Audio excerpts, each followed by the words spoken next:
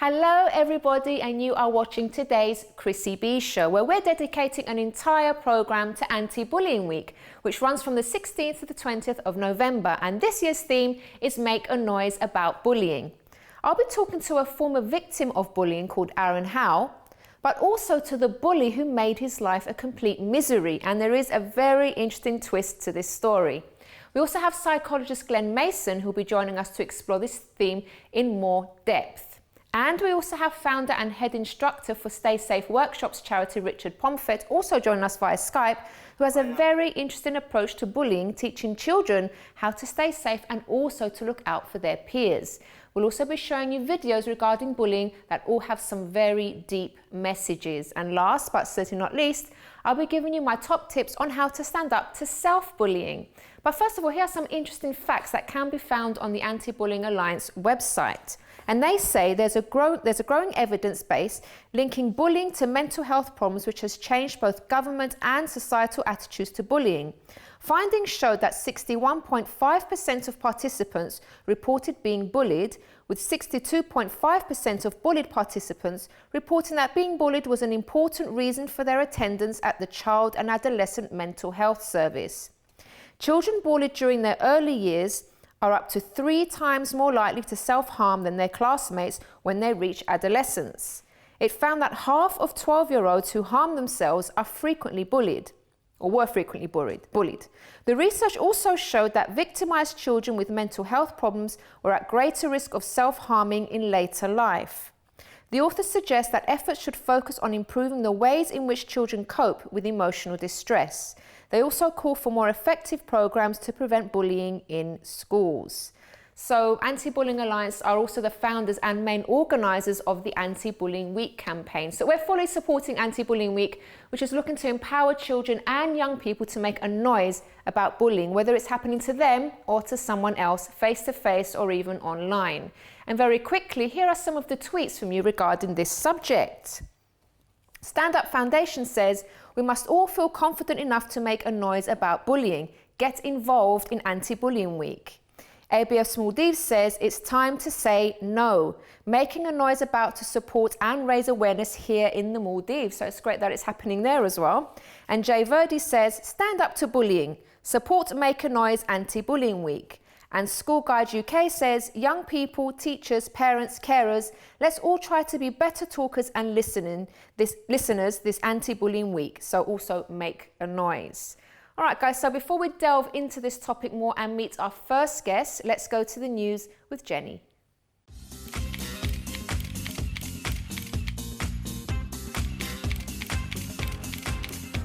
Hi, Jenny. Hi, Chris. So in the middle of Anti-Bullying Week, and of course we're doing our part here on the show. Exactly. So let's start off with some statistics. Earlier you mentioned how bullying affects our youngsters mentally. Yes. So let me give you some facts about bullying in general, also from Anti-Bullying Alliance.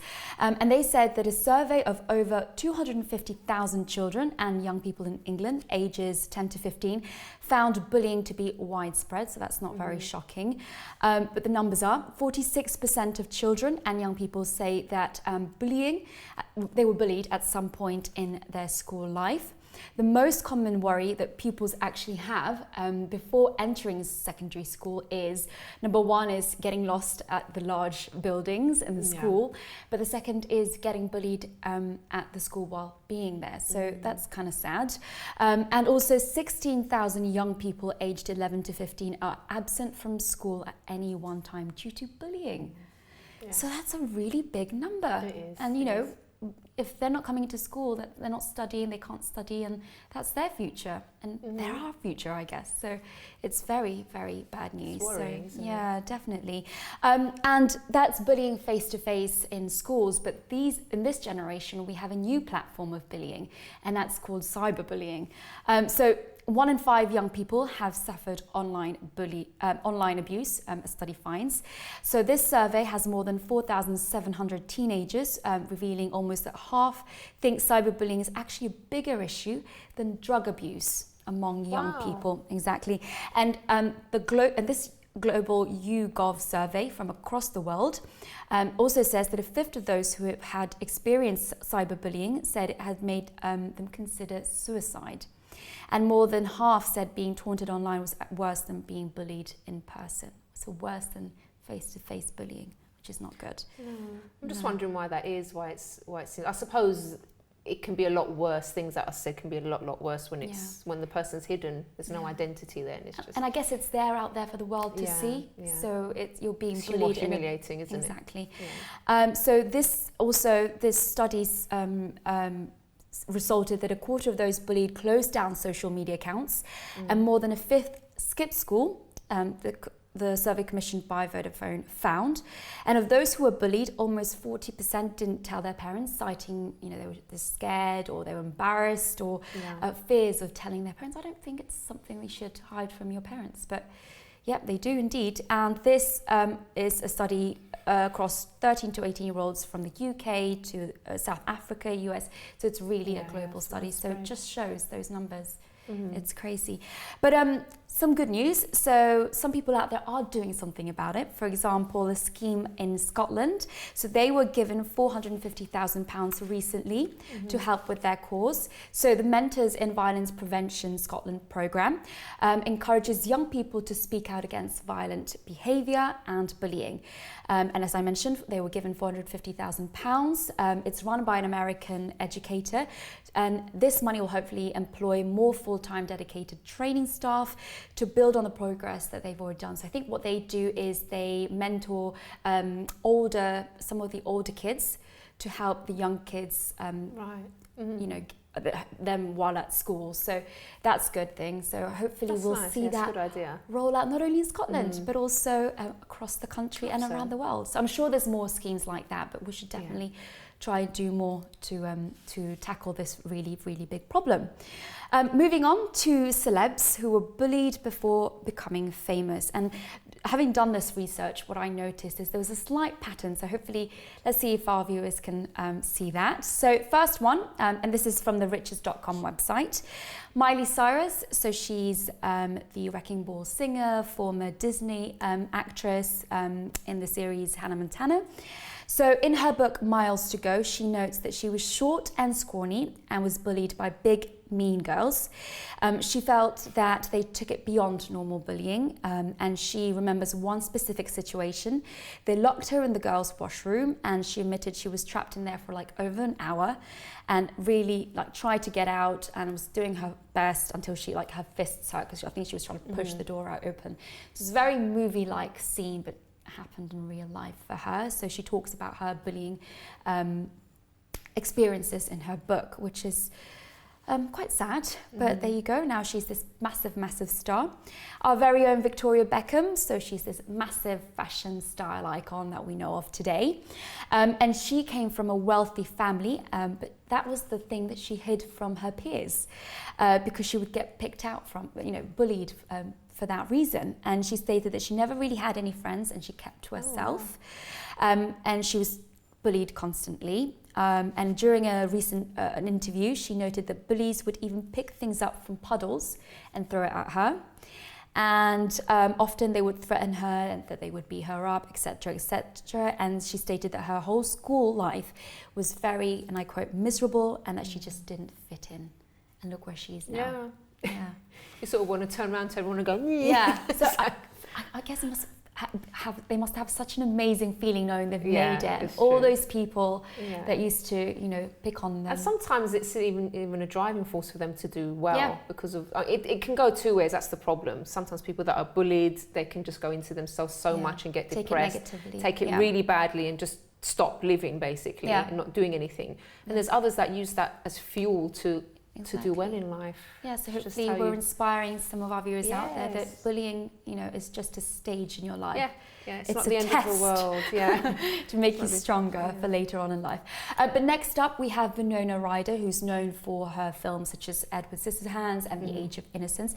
So this story is actually very fascinating. She mentions in one of her interviews, so she talked a lot about being bullied back at school, and she remembers one specific incident when she was literally slammed She was slammed down the floor. She was Wow. beaten up until she actually had to get stitches made done because it was Really? that awful. Yeah. Wow. And the worst thing was that she was kicked out of the school instead of those bullies who beat her up.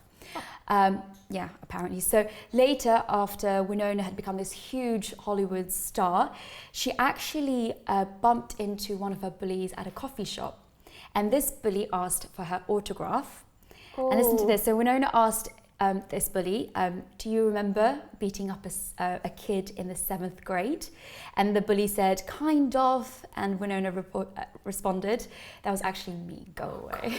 Really? Yeah. She said something She didn't just worse, but I say, can't just say say it. go away, did she? She said something else, but I can't really say it on wow. TV. Yeah. Yeah, so imagine that. Next up, Megan Fox, another sex symbol. During high school, she was bullied and picked a lot because she got on with boys more than girls, and that rubbed a lot of girls the wrong way. She was hated in school and and she was not popular at all. But she recognized that these bullies had their own insecurities, so she kind of just brushed it away. Yeah. So that's a good thing, I guess. Jason Segel from the sitcom How I Met Your Mother, he was bullied for being too tall. So he was in high school and he was 6'4", and that's why he was bullied. He got picked on a lot. People just pick on anything. Anything. Doesn't matter what it is. Just it's anything. it's either they're hating on them or I don't know. Yeah. Just jealousy, I guess. Maybe I don't know. There's all sorts of reasons. I mean, we're going to obviously ask our psychologist Yeah. later on, but there are so many different reasons why people Good. do it. Next one, Eva Mendes, again another sex symbol and actress in Hollywood. She was described as a teenager as a gawky, skinny girl with big teeth, and she reckons that's the reason why she was picked on a lot at school. But she was also tortured throughout later on in life, in sort of secondary school, I guess, or junior high in America. She talks about that. Jessica Alba, another sex symbol. As a child, her family moved frequently and she suffered from numerous illnesses, and this kept her actually very isolated from her peers and other kids, and it made it difficult to make friends. And she was picked on, she was beaten up so badly at one point that her father would have to literally walk her into school to make sure she was safe. Wow. She would eat her lunches in the nurse's office just to make sure nothing would happen to her. It's just so sad because people don't realise the effect it has on you, and it just makes your life miserable. But like you said, it's not... this stage of your life, if you are being bullied, it's over, so you don't need to kind of I think people that are getting bullied, they kind of think this is it, this is my whole life, this is my whole world, and they get so consumed in it. Yeah. That's why it's so important to talk about it and So to talk true. to someone, because I've been bullied. I don't know if you have as well. I have. So Jenny's been Yeah. bullied. I mean, most of Yeah. us have at some point in our lives. Yeah. So but you just learn to move on, and it doesn't Yeah. affect me anymore. Doesn't affect you, does it? And no, not Okay. at all. Use it as drive. Yeah, as a exactly. drive, Use it, just have to look at it a different way. I mean, sometimes I guess you don't forget what happened to you, but then you just kind of laugh it off now and say, look where I am now. Yeah, exactly. Maybe, I don't know. Jenny, thank you so much. You're And we'll welcome. see you again next Thank you. time. All right, guys. So after the break, I'll be meeting the former victim of bullying and his bully who made his life a misery. Plus later, I'll be giving my own tips on how to stand up to self-bullying, because some people are their own worst enemy and they don't even realize it. So do join us after this break.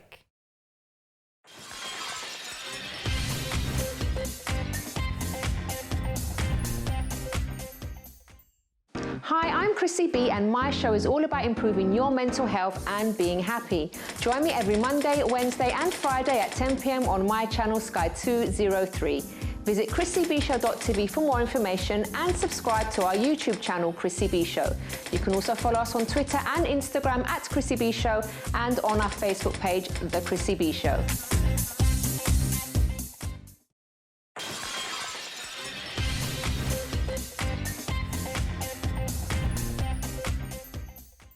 Welcome back to today's Chrissy B Show. And if you've just joined us, today we're doing our bit for Anti-Bullying Week. And now joining us in the studio is Aaron Howe, who's going to tell us about his story. And also later on, we're going to be speaking to Glenn Mason, one of our resident psychologists, join us via Skype to tell us the thinking behind people that bully others, and also how people that are being bullied can cope. So Aaron, thank you so much for coming to today's show. How you doing? I'm good. How are you? I'm good, thank you. You're good now, Yeah. but you weren't some time ago, were you? Because you were the victim of bullying, unfortunately. Yes, I was. Can you tell us when it all started for you? So it all started back in primary school. Oh, really? At the age of 10 years old. It started one day on the public coach that we hired, going to swimming lessons. So one day, coming back from the swimming place, I was just there minding my own business, and a group of boys that I thought was my friends, they totally started saying bad things about me, saying things personally about my weight, because in primary school, I was mainly a bit chubby. So I was conscious about that, and when they was talking about that, saying, oh, Aaron's so fat, like this and that, Aaron's fat, and there was constantly this going on all the way back to the primary school. And in that moment, it made me cry. I was very angry, frustrated, and thinking, these people I thought was my friends, but they're taking advantage of something that I knew that I do not like about myself already. So when you felt betrayed, really, didn't you? I felt really betrayed. People are supposed to back you up. Because it's like these people that they invite me to their birthday parties, they invite me to go out with them. But in that particular moment, it's like all that just flashed down the toilet, because it's like you're saying things that I thought they would never say about me. And was this something that continued with them after that? With that situation, it stopped because the teacher dealt with it in that very moment. The teacher solved the problem. But for me, it's like I gained this anger out of it, because it's like in that moment I wanted to retaliate, but I couldn't, because it's like 5+ people and one of me. So if I go and confront one of them, it would just start over again.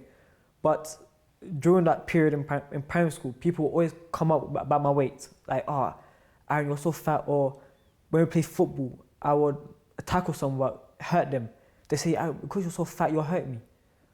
And it really, really made me feel like I can't do things because of my body weight.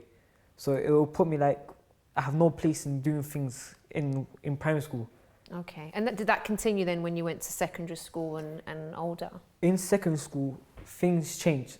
I said to myself, I cannot be a victim of bullying. I cannot be someone that people can be easy with. I have to be different. So because of my anger, I started using that as an advantage. So I used to bully other people. So the friends I formed in secondary school, we used to bully other people.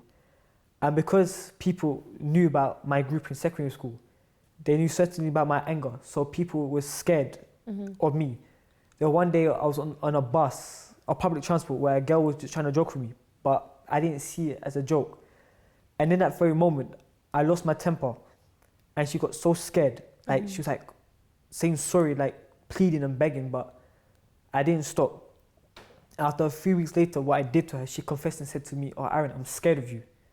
And I thought did that kind of make you feel bad, or did it make you feel like, look, I'm in control here? It felt like I was in control. Okay. It's like I didn't show no mercy, because it's like the pain that I suffered from previously, it's like I want to cause on others.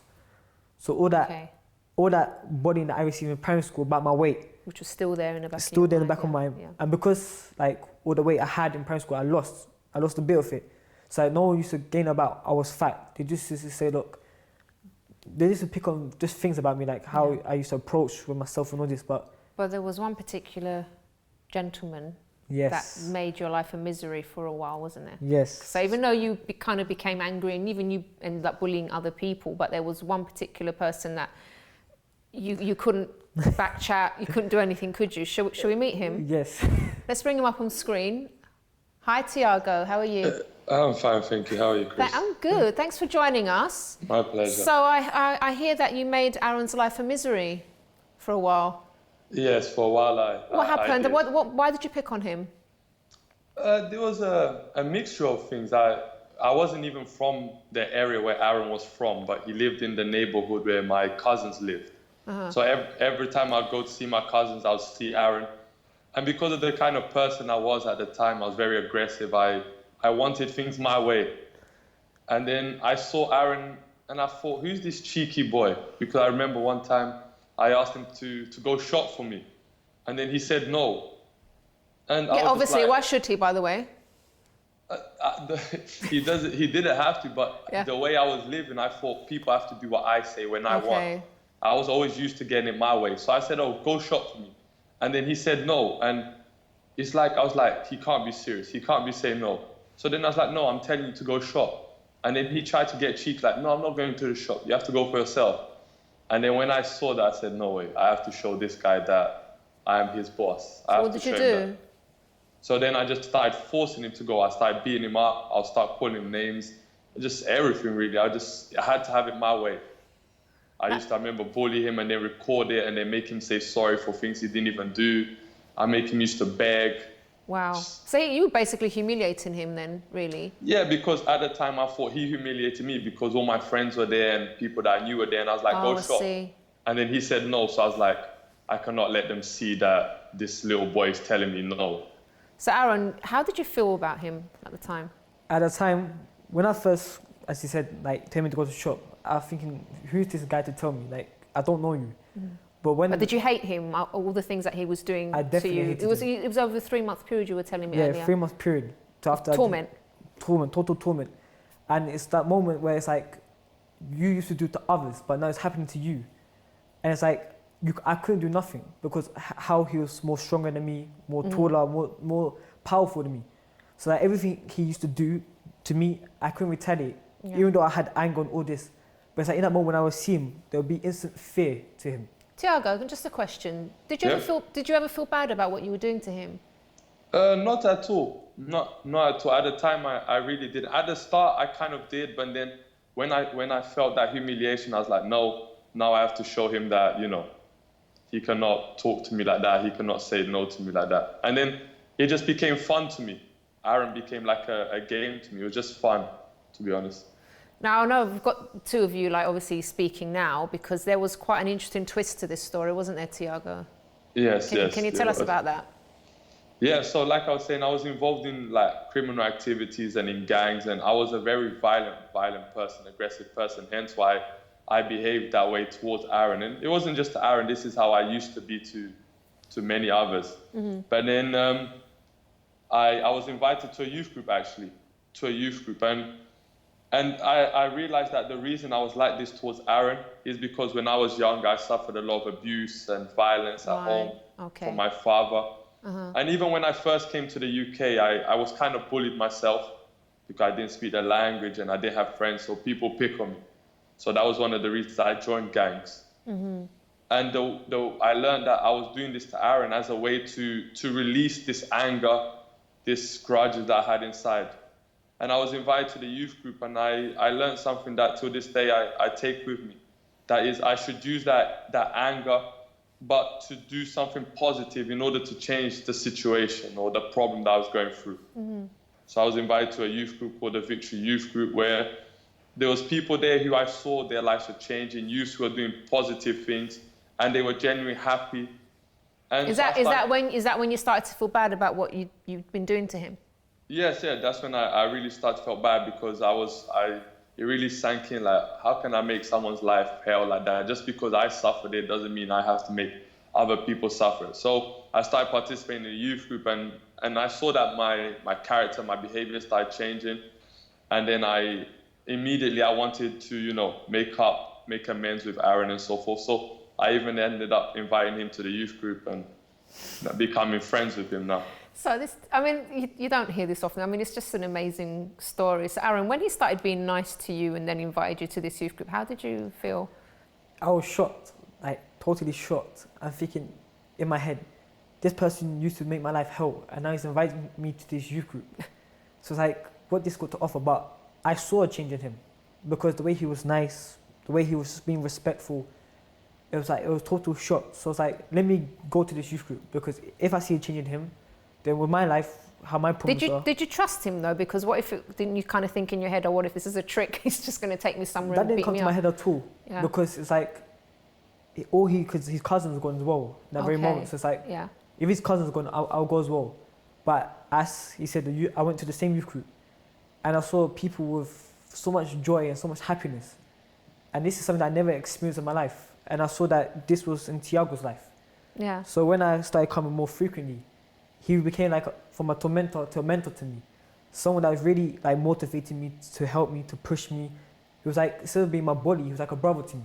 Someone that was always on my case, like, Aaron, you can do it. this situation that you're going through, you can overcome it. It's like someone that used to say, look, you're this, you're that. It's like now like you can achieve something that you want to achieve. That's just amazing. I mean, Tiago, how did that make you feel now, being able to, instead of, like he said, tormenting him, now mentoring him? How did that make you feel? It brought me joy because it reminded me of when I came to the youth group. Because when I came to the youth group, I was very down, I was very destroyed. But there was someone that helped me, someone who really looked after me, who took me in as a brother. Yeah. So then when I saw that, I was really appreciative of their help. So when I saw that I was able to help Aaron, it brought great joy to me. Great joy. I mean, the great thing is that both of you are now involved in this charity yourselves. You're working for the charity, you're helping other people, and you've remained good friends, have you? Yes. Yeah. We keep in contact. Oh, that's really good. That's such a lovely story, and I just wish more people would would do something like that and actually realise what's going on and change, and then actually help the people that they used to make their life hell, really. That was wonderful. Thank you so much, Tiago, for joining us. My pleasure. And you're actually in Cardiff, aren't you? Yes, joining us by here in Skype. Wales, Okay, in Cardiff, so you're helping the youth group there. Yes. Great. All right. And Aaron, thank you so much as well. You're welcome. So thanks very much, guys. Now, if you have a similar experience like Aaron or even Tiago's, or you have one of your own that you want to share, do get in touch via our website, chrissybshow.tv, or let us know your thoughts or advice on this subject by tweeting us at Chrissy B Show or commenting on our Facebook page, The Chrissy B Show. Well, don't go away because we have lots more for you after this break.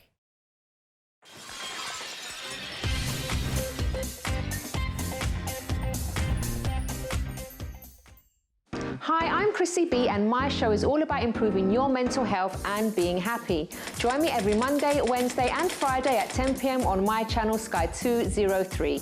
Visit chrissybshow.tv for more information and subscribe to our YouTube channel, Chrissy B Show.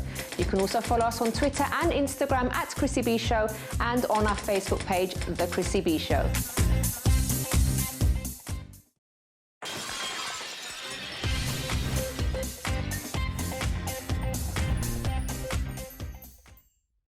Welcome back, everyone, to today's show all about Anti-Bullying Week. And it's a very tough topic to address, but it's important that we do and that we are vocal about it so that hopefully we can help those who need it. So before the break, we met Aaron Howe, who shared his experience of being bullied, and we also met his former bully, who, was such a lovely twist to the story because the person that used to bully him actually became his mentor in the end and really helped him through some tough times. So if you've missed that and you want to catch up, in a few days you'll find the show on our YouTube channel, Chrissy B Show. So now to talk to us more about bullying, we have psychologist Glenn Mason joining us. Hello, Glenn. Hi, Chrissy. Thanks so much for joining us again. You're welcome. So what did you think of that lovely story we had before the break? Yeah, I think it was really interesting. And I think really Aaron touched on a number of the points around maybe reasons why people bully in the first place. And I think it's been quite an inspirational story that Aaron's actually been able to come forward and share his experiences, because really what Anti-Bullying Week's all about is raising awareness around it and trying to encourage people to be open and talk about these experiences. Yeah, so it is obviously very important for us to have something like this in the UK, actually worldwide I would say as well, because people sometimes do feel afraid to talk about it, they feel ashamed, and it leads to so many other problems, doesn't it? Yeah, absolutely. So definitely attached with bullying, people can feel, particularly if somebody's humiliated in front of other people, that can very much link in with feelings of shame, which then can develop into problems later on in adult life. There was some, in terms of some of the research literature, adults are reporting that, up to decades after being bullied, they're still experiencing the impact of that in their adult lives. Mm-hmm. And if a person has been bullied and they're now an adult, they're not being bullied anymore, but those kind of things that they went through as a child maybe or as a teenager are still really affecting their confidence, affecting relationships, what can that person do, Glenn? Yeah, so I think really somebody who has been bullied, it can really impact upon their esteem. That can then very much impact how they are in relationships, how they are in friendships, and even how they are in social circles as well, because there may be that fear that they might be bullied again or targeted again. So I think really the key here is about speaking about those experiences, maybe going to counselling or some form of therapy to explore those experiences that you've been through in the past, and maybe thinking about if they are still impacting upon your life now, looking at ways to try and overcome the challenges that you're facing now as an adult. And it's obviously it's possible to recover from those things that happen to you. You might not forget them, like we said earlier, but a normal life is possible after bullying, isn't it? Yeah, it definitely is. And I think it's about just coming forward and speaking to somebody about those experiences. And it's often these internal conversations that we have inside that keep these problems maintained. So if we do experience low self-esteem, there are different therapeutic approaches that we can use to help somebody build up their esteem and their confidence again and overcome the impact that bullying has had upon their life. Okay, Glenn, thank you so much for joining us again. No problem. Thanks very much. All right, guys, so now we're going to be meeting founder and head instructor of the Stay Safe workshops, which is Richard Pomfett. Hello, Richard, joining us from Cornwall. Hiya, how you doing? I'm good, how are you? Yeah, I'm great, thanks. So obviously we're in Anti-Bullying Week. Yes. So why do you think it's so important for us to be doing something and making a noise about bullying? Well, I mean, Anti-Bullying Week is something that's been set up from the Anti-Bullying Alliance, which we are actually members of. And it's such an important week for bullying because it gives schools the opportunity to really address the issues of bullying and make children aware of, what they need to do to, to deal with it and things like that. So it's a fantastic week that has been put aside for bullying. And obviously we do our bit to help as much as possible with that by going into schools and working with school children to educate them on bullying. Now, you are the founder and head instructor of the Stay Safe workshops. What actually is that? What do you do exactly? Okay, so we work with primary schools in the southwest, and we go in and we work with groups of children. Majority of the time, we work with children just on the fringe of transitioning over to secondary school. So year 6 children, pre-teens, and we educate them on bullying, all aspects of bullying, and everything from what it is, why it happens, obviously the effect and damage it can cause to children, all the way through to teaching them what to do if they ever find themselves being bullied. So how to get the correct help, and also something that we do, which is it's quite different to a lot of groups out there, a lot of charities out there. We don't just give information and advice. We want to make sure children are prepared to deal with face-to-face bully interaction. So we actually teach physical skills to help them in lots of different situations as they mature. And I suppose that obviously will make them feel a lot safer. Is it like kind of self-defense techniques, would you say? It's not self-defense, no. I mean, I come from a self-defense background, which is one of the reasons why I started Stay Safe, because obviously working with children in a martial arts environment, lots of children, or should I say lots of parents, bring children to martial arts classes because if they've had issues with bullying or they don't want them to have issues with bullying. Unfortunately, though, that doesn't tick all the boxes. Lots of children that may be vulnerable to bullying or targeted for bullying may not have the confidence to come to a martial arts class or something like that. So what I wanted to do is structure or form some workshops that I could go into schools and teach everyone, large groups of children. So we teach them physical skills. We're not teaching them how to punch and kick. There's no martial arts involved whatsoever. That's just my background. But what we do is teach them body language skills that can make them seem more confident than they actually are. Oh, that's interesting. So we teach them how to use positive body language throughout their daily life at school, especially walking in and out of school, to make them seem more confident that they are, so that with the hope that they won't actually be targeted for bullying. Oh, I'd love to see one of your classes, actually. That sounds really interesting. I think that a lot of adults could benefit from that as well. Yeah, well, we do workshops for parents as well. When we go into schools, lots of schools ask us to talk to parents afterwards and share the information. But what we try and do is empower children to, because obviously bullying is an issue, and it's a huge issue that unfortunately, all the hard work that we do and lots of other people do, it's an issue that's always going to be there. And so, you know, my main concern or my main aim or goal is to empower children, give them the skills and tools to deal with what may lie ahead, you know, so bullying interactions, and that's anything from someone saying something nasty to them to an actual physical threat, you know, when we're looking at physical confrontation and how to deal with certain situations. Okay, and what's been like some of the feedback that you've had from these workshops, from the kids? Well, we've had fantastic feedback. I mean, we've been running for 3 years now, and the feedback that we've had from pupils, teachers and parents has been fantastic. It's been really great. You know, children will come up to me after the workshop and say, I feel a lot better now going into secondary school next year. And obviously to lots of schools we work with, we go back on a yearly basis to work with their next year 6 or their next year 5 to continue on our work. Okay. Do you do this in London as well? Or? Well, at the moment we're based in the southwest. Okay. Any plans to come to London? Sorry? Any plans to come to London? Yeah, hopefully. Yay! I'm coming along. You can come along. You'll be more than welcome to come along and join in. What we are looking to do over the next sort of year or two is start to branch out from the southwest and to other parts of the country, and obviously London would be certainly one of them. It really sounds fantastic, Richard. I think it's such a good idea, great initiative. Thank you. And all the best for the future.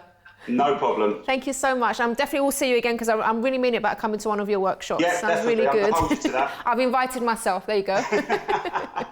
All right. Thank you, Richard. See you. Thank you very much. Cheers. All right.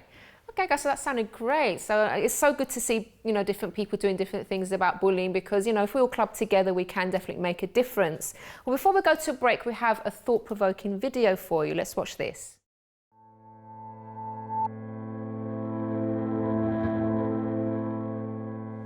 I am the person you bullied at school. I am the person who didn't know how to be cool. I am the person you alienated. I am the person you ridiculed and hated. I am the person who sat on her own. I am the person who walked home alone. I'm the person you scared every day. I'm the person who had nothing to say. I'm the person with hurt in her eyes. I'm the person you never saw cry. I'm the person living alone with her fears. I'm the person destroyed by her peers. I'm the person you drowned in your scorn.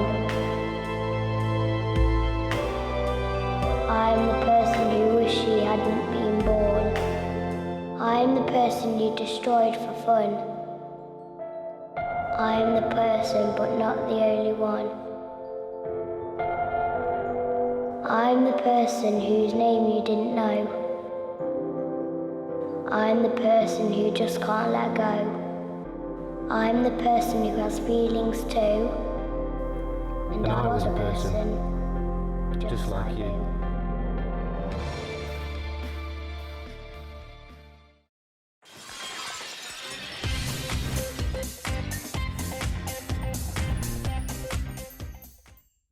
Hi, I'm Chrissy B and my show is all about improving your mental health and being happy. Join me every Monday, Wednesday and Friday at 10 p.m. on my channel Sky 203.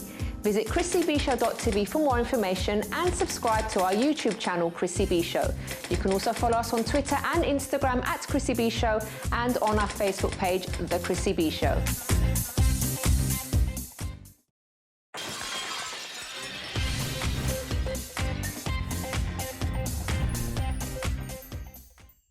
Welcome back everybody, and this episode has been all about supporting Anti-Bullying Week and making a noise about bullying. Now before I go to my tips on how not to bully yourself, let's watch another very thought-provoking video.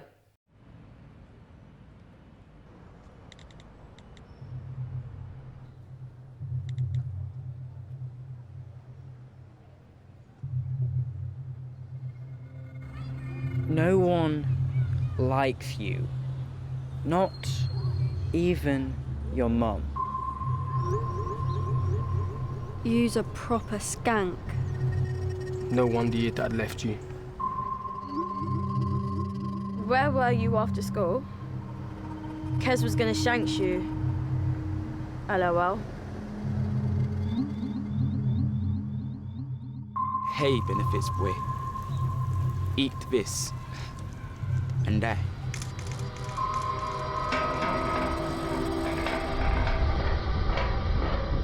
Psycho. Skank. Loser. Freak. Fat. Bandy. Ugly. Die. Enough it!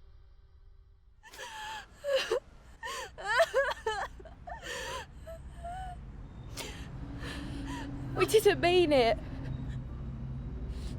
It was just a text. I didn't.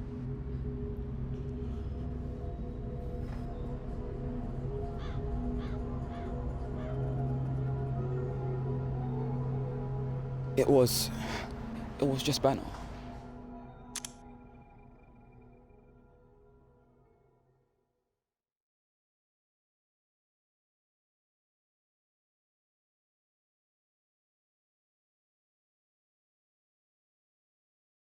So there you see, that was a very powerful video, and what might seem banter to one person can be really soul destroying for another. And as you can see from the statistics, it can lead to people even taking their own lives, and no one wants to be responsible for that. Well, now moving on to something slightly different. Perhaps you've not actually experienced bullying at school or online, and actually, you know, bullying can take place anywhere. It can happen in the workplace, it can happen in relationships. But it doesn't mean that you've never been bullied before. Maybe, you know, you've been bullying yourself, and there are different ways that people can actually do this. So let me go to the first point and draw a comparison here. A bully normally makes you feel small, inadequate, and weak. So if you are saying certain things to yourself like, you get that thing, you must be joking, or you don't have what it takes, you don't deserve that, you're never going to get that thing, you'll never achieve your dreams. That's actually what a bully does to a person. Makes them feel like they'll never achieve anything, makes them feel that, you know, they won't move forward in life. And that is a way that you are bullying yourself if you're saying those things to yourself. So you need to be, as you know, as we saw the story earlier with Aaron and Tiago, you need to be that mentor to yourself. So instead of saying these negative things, you need to encourage yourself and say, yeah, you will get there. You will achieve your dreams. You have what it takes. You do deserve the best. And that's how you should be speaking to yourself, not the other way around. So sometimes people don't realize they're doing it to themselves, but just kind of pay more attention to the kind of things that are going through your mind. My second point is something else that a bully does is call you names. So for example, you know, you make a mistake and you say to yourself, oh, you're so stupid. How can you do that? You're such an idiot. Now, I have to admit, I do this as well. I say these things to me, but I don't sort of take it, too seriously. It's just something that I say. I don't really take it on board, and I don't really think I'm stupid. But there are people that they go through a certain situation and they will make a mistake and it devastates them. It makes them lose their confidence. It makes them feel like rubbish. And the kind of words they say to themselves, which is much worse than what I've just said to you here, the example that I've given, they say really bad things. They swear at themselves. They say really horrible things about themselves. So be careful of that as well. Be careful that you aren't calling yourself names and putting yourself down, because, again, you need to be your own mentor. You need to be your own person that encourages yourself, and, you know, so you can move forward in life. Now, the third thing that a bully does that I'd like to highlight today is that they highlight your faults. So maybe someone has given you a nice compliment and said, oh, you look so nice today. And they say something really nice. And instead of saying thank you, you just turn around and you say, oh, no, I don't. Look at my hair, or look at my fat belly. And there's so many other situations. Maybe they say to you, oh, you did so well in that presentation. And you say, yeah, but did you see all the things that I messed up in the second point? So instead of seeing the good things, you just bring up all the negative stuff. So, you know, be really careful about this, because, you know, you have so many good qualities going for you, And I know, you know, you might be listening to me now and you're thinking, oh, no, I don't. Again, those negative voices, but you do. You have many good qualities about yourself in the way you look, in the way that you do things, in your personality. And it's important to recognize that and see that as a good thing and not just pick on the things that you don't think are so good. That's exactly what a bully does. And many times, actually, a bully is jealous of you. And that's why, you know, they see something good going for you. They see maybe that you look nice or you're clever or there's something positive about you. And to make you feel bad about yourself, they will look at, you know, find something to highlight that makes you feel bad. So you shouldn't do that to yourself because you have, like I said, so many amazing qualities and you need to use that to your advantage. Sure, there's things that there's things that we don't like about ourselves or that we could improve or get better at, but that doesn't mean that we're bad. So make sure, again, you are your own biggest fan, not in a proud way, I would say, but, you know, to encourage yourself and move forward, because when we bully ourselves, we can actually end up closing a lot of doors. There's opportunities maybe that pass us by that we don't even jump at because we think we're inadequate, or we're pointing out our mistakes, or we're saying we're stupid, all these things, and you could be missing out on so much just because of this self-bullying. So I hope that's really helped you today. And if you have been bullying yourself, please stop, because we are in anti-bullying week and, you know, we should all take part in this some way. Now, before we leave, we want to show you how you can get involved in this year's Anti-Bullying Week campaign by watching this video.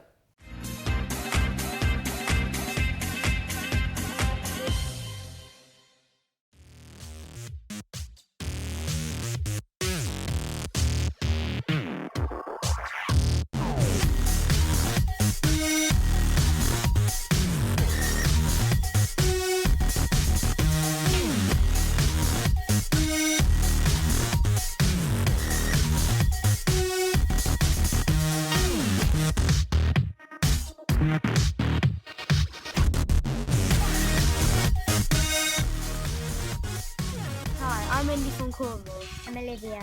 Hey, my name's Toby. Hi, I'm Tristan from Essex. Hi, I'm Kyra. Hi, I'm Lily from Derbyshire. I'm ready to make a noise about bullying. And I'm ready to make a noise about bullying. I'm ready to make a noise about bullying. We're all ready to make a noise about bullying. And I'm ready to make a noise about bullying. For Anti-Bullying Week. For Anti-Bullying Week 2015. For Anti-Bullying Week 2015. For Anti-Bullying Week 2015. For Anti-Bullying Week 2015.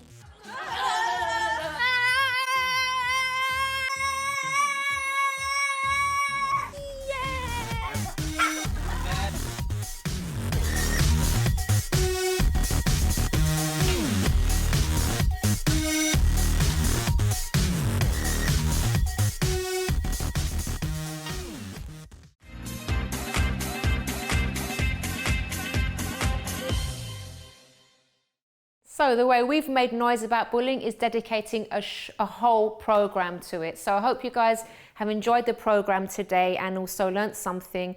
And obviously, if you've missed the beginning of this program, you can catch up on our YouTube channel in a few days, Chrissy B Show. Also, if you want more information about anything to do with the show, or if you want to find out more about me and how I overcame depression and panic attacks, you can visit my website, mylifeafterdepression.com. For more information about the show, it's chrissybshow.tv. And if you'd like to see a topic covered on this program, maybe there's something that's been bothering you, something maybe that you're concerned about in a friend or a family member, you can suggest a topic for us to cover here. So you can get in touch via the website, chrissybshow.tv. You can also tweet us at Chrissy B Show and also comment on our Facebook page, The Chrissy B Show. Until next time, bye-bye for now.